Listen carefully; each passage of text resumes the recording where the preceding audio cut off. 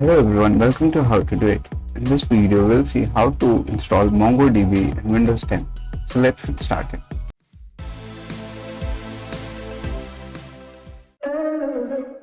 So just go to Google Chrome and just search for download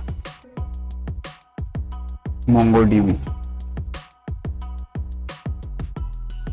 Now just go to the first link, that is mongodb.com.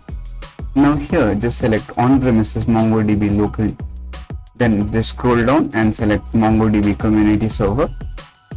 And here we have the current version, that is 5.0.9. We also have the latest one, but we should use the current version.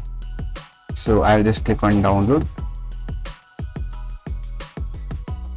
So the download has been started. I'll resume the video when the download is complete. Now the download has been completed. Now I'll just click on this to start the installation.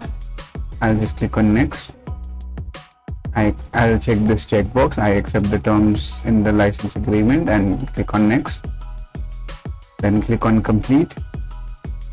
Now make sure to install MongoDB as a service, or else you will have to manually start the MongoDB whenever you restart your system. I'll click on next and then I'll again click on next and then install. I'll click on yes. Now this will take some time, so I'll just fast forward the video.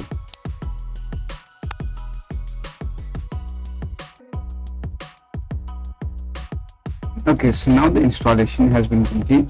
So in the background you can see mongoDB Compass has also started.